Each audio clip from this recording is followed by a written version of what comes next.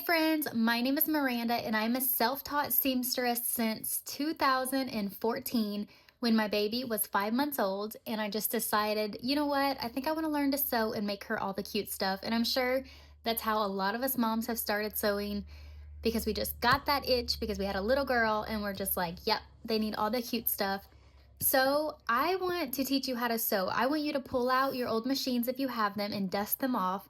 And I'm going to teach you how to sew. And if you got a new sewing machine for Christmas, then now's the time to stay tuned, because I want to teach you from the very, very beginning to what I know. So let's get started. Okay, the first thing you're gonna have to do is you're gonna have to learn how to thread your machine. If you do not thread your machine properly, your sewing, no matter what you think you know, is not gonna come out right, because your tension's gonna be off, everything is gonna be whack. So you need to make sure you know how to thread your machine. So what I need you to do is get your model number of your machine and go onto YouTube and search videos, because there is wonderful videos on how to thread your specific machine, as well as your user manual will teach you how to thread your machine. So I need you to get that done first, because that is the first step to sewing. You're going to notice a couple things with your machine. You're going to have a dial that is your stitch length.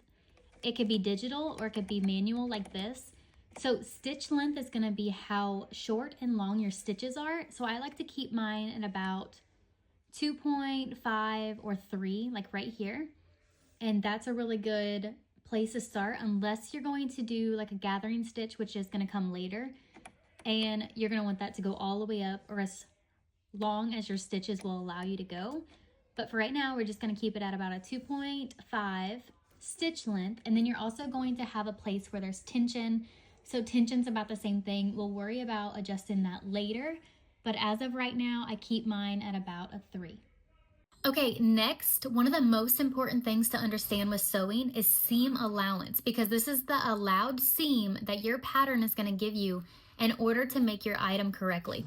So most pattern companies, if it's knit, does 1/4 inch.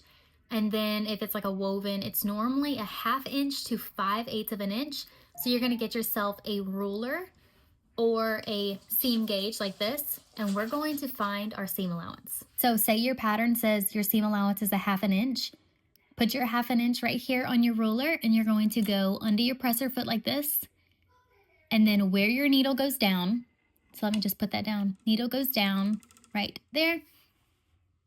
This right here is 1/2 inch. So you want your fabric to be guided right where this hits right there. So I already have mine marked on my machine because I use 1/2 inch a lot for wovens, and it just makes it easy to guide. So that's how you're going to find it. So if your seam allowance is 1/4 inch, put 1/4 inch on your ruler or your seam gauge. Put that right there. And as you can tell, my 1/4 inch is right where my presser foot ends. So I'm going to have my fabric line up right there. So now I drew myself a little paper to follow. So right here I did a 1/4 inch seam allowance just to show you how you're going to do your fabric. So pretend this is fabric. You will line that up like that, and you should be stitching right on this line because that is a 1/4 inch in. So that's how you would do that. So if you want to practice straight lines, then just draw a straight line on a piece of paper like this, and you're going to stitch right down this line, as well as a slight curve, a pivot practice right here, and a loop-de-loop practice. And all you have to do is see where your needle is right here, and you're going to guide your stitching and try to do it as best as you can. All right, so the first things first, we're going to make sure our needle is up. We're going to do a 1/4 inch seam allowance. So I already have that marked on my paper like this. So what you're going to do is you're going to put your fabric or paper in here just like this. Remember, we're doing a 1/4 inch, and my 1/4 inch is right where my presser foot stops. So then what you want to do is you want to go ahead and put your needle down, and we're going to do what's called a back stitch always when we start and finish, unless we're doing a gathering stitch. So what we're going to do is we're going to go forward a couple stitches, and then we're going to go backwards, and then we're going to go forward again. Okay, that is called a back stitch, and that is going to lock your stitches in place. Now I'm going to go all the way down.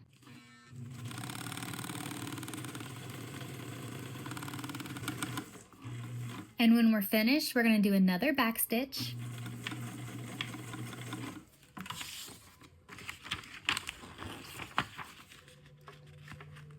And there we have it.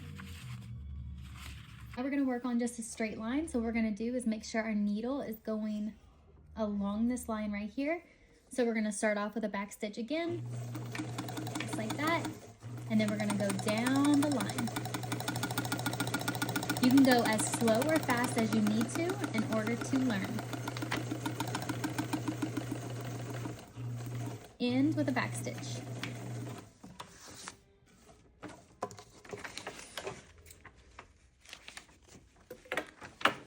All right, so there's our straight stitch, and now we're going to work on our slight curve.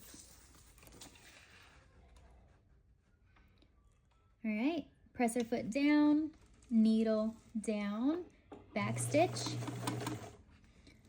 Okay, so when you're doing curves, you're going to have to pivot. So that means needle down,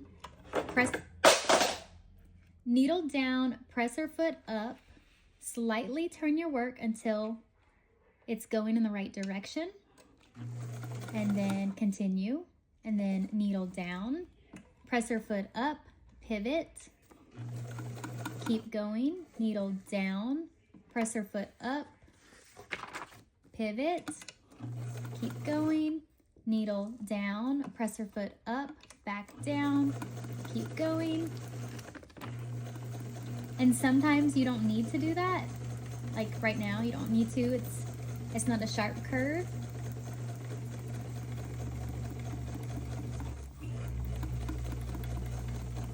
All right, so like right here, I need to go needle down, pivot, keep going, back stitch.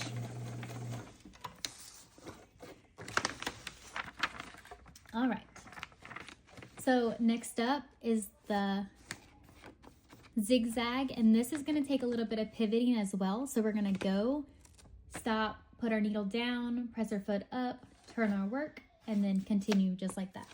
Press our foot down, needle down, back stitch. Go straight. We're going to stop at the point right here. We can use our hand wheel to get us a little bit closer to that point, just like that. Needle down, press our foot up, pivot our work. Press our foot down, keep going. Use our hand wheel to get us closer. Needle down, press our foot up, turn your work.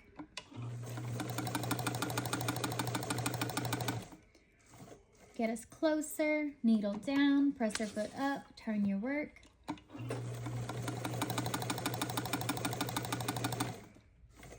Use the hand wheel, needle down, press our foot up, press our foot down,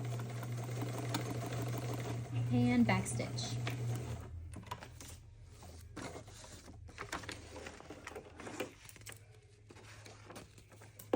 Just like that. Okay, so now the last one I have right here, last one I have is this curlicue. So this one's gonna be a lot of pivoting as well. So we're gonna come in here and we're going to put our presser foot down, needle down, back stitch, and we're going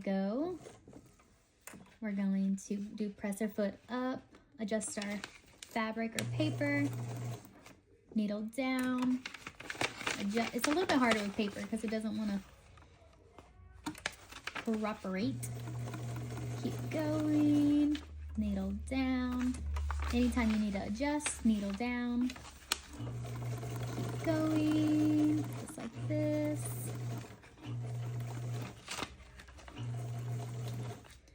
Okay, needle down, adjust.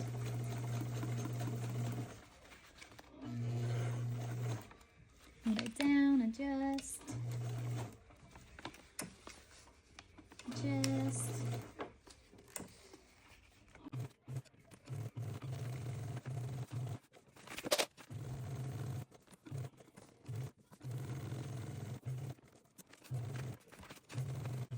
And back stitch.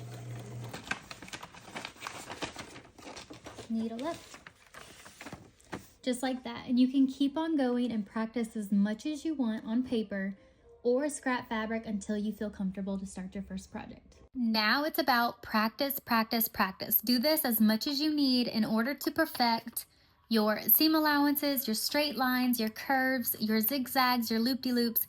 Do this on paper, that way you don't even waste any fabric, or you can use scrap sheets, fabric, whatever, pillowcases. But practice, practice, practice. Get comfortable with this, and then we're gonna move on.